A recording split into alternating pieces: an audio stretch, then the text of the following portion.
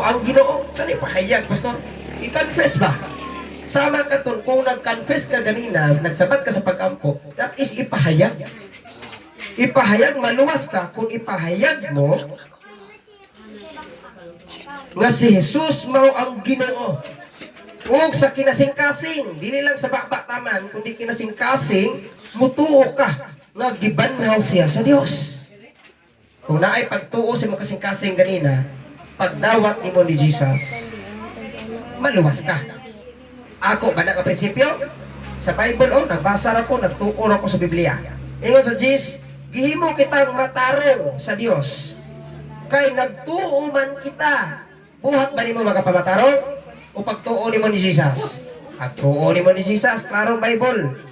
Himo kitang matarong sa Dios kay nagtuo man kita sa kinasing-kasing gayud. Ug naluwas kita kay gipahayag man nato kini. So kung gibuhat nimo to kinasing-kasing ganina nga pag-ampo, imo ka istorya dili ako, igura ko giya, imo ka istorya nakigsaad ka, nakigrelasyon ka ni Ginoong Jesucristo nga manluluwas na nimo. Anytime mo abot ang punto sa imo kamatayon nga sabi ni ini mo man realidad, nakasiguro kang langit ka padulong. O biyai ang tanan nimong prinsipyong sipiat. Kung sipiat ang prinsipyo sa una, saktuha karon para maimo ang tibuok paglaom.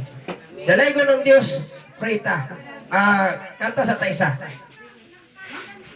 Kanta taisa sa alang sa itong pagtapos. 60 sa inyong mga lawiton. Saan yung oras? Palayo ko? Saan yung oras? Alas City 57. Alas City 57.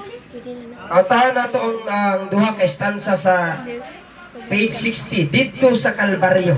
Na-perform tanang kalawasan nimo dito sa Kalbaryo. Hari sa kinabuhi ko. Verse 1 say, Hari sa kinabuhi ko, mahimayaon ka.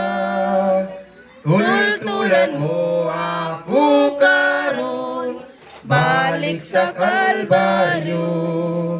Akong hinumduman gayud, mga pagantos mong tanan, kay gihigugma mo ako, bisan sa Kalbaryo. Last verse 4.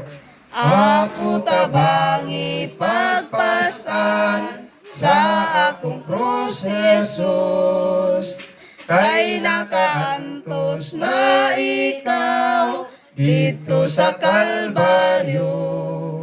Akong hinumduman gayon, mga pagantos mong tanan, kay gigugma mo ako, bisan sa Kalbaryo.